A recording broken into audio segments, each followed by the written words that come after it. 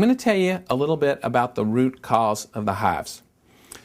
For years and years and years, probably hundreds of years, doctors, patients, nurses have always thought the hives were an allergic reaction. Because if you eat something that you're allergic to, you break out in hives. Or if you get bit by an insect, you break out in the hives. But in most cases, doctors through the millennium have been frustrated because in most cases we can never pinpoint exactly what it is that was causing the hives. So many years ago, doctors took patients who were having hives each and every day, and they put them in the hospital in an attempt to find out why they were having the hives. They put them in special rooms where no fresh air came in and out. They didn't give them anything to eat or drink, just gave them salt water and sugar waters in their veins. And amazingly, none of them got any better. So the physicians started, scratching their heads and thinking about this. Well, maybe it's not something from the inside or outside coming in. Maybe it's something from the inside coming out. So through 20 or 30 years, a number of physicians did a number of experiments that many of us consider fairly unusual. And what they did was they took the patient's blood, they drew it out and spun it out and got the liquid part of the blood out called serum. And they did a lot of experiments with that liquid part of the blood.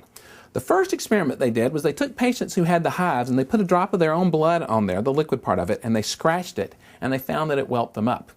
And so that was curious. And so then the doctors got a little bit more bold, and they took a drop of the liquid part of the patient's blood and they put it on their own skin and they scratched it. And they found that it would whelp them up. In fact, it would whelp anyone up that they did that. And then some of these doctors, and this was probably back in the 60s and the 70s, got fairly bold, and they actually transfused themselves with the liquid part of the patient's blood, and they found that they could transfer the hives from the patients to themselves by this blood transfusion.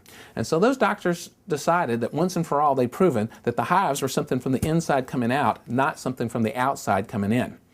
Now, in the mid-1990s, a fellow named Dr. Kaplan discovered what that was on the inside coming out, and what it was an antibody that looks like a Y like this. But for me to explain to you how Kaplan's antibody works, I need to explain to you what true allergic reactions are.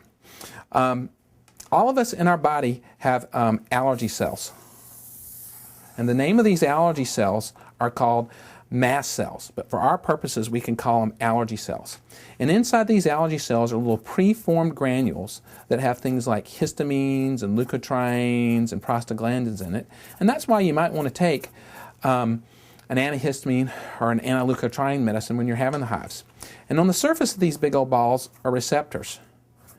And there are receptors all over the place on these.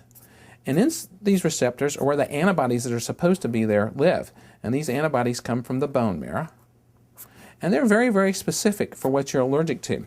The tip end of the Y is very, very specific for the thing that you're allergic to.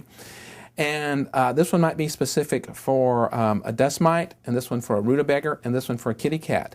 And if an oak tree granule comes around through here, it won't do anything specific for it because that's not what it is. But if a dust mite particle lands here, this receptor will send a signal to these guys to come out.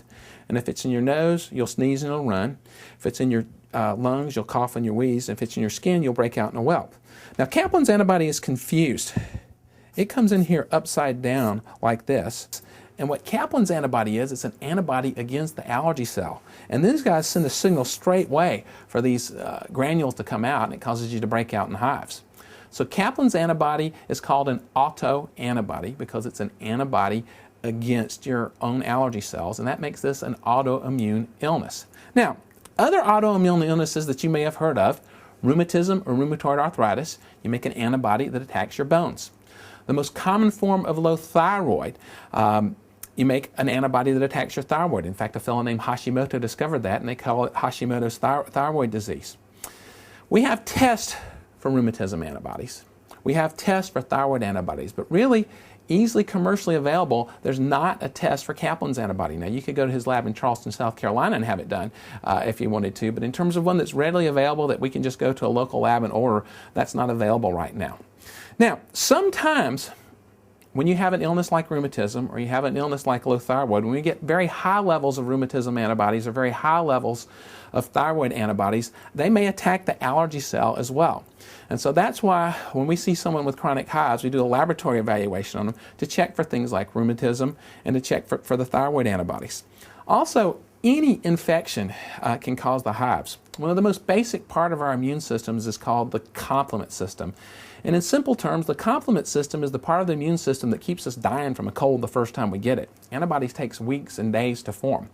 And when the complement system is active fighting an infection, little tiny pieces break off, much, much smaller than an antibody. They used to call them anaphytoxins. The technical name for them is C5 and C3A now. But sometimes those little granules can land into one of these two and do the same thing and cause us to break out in hives.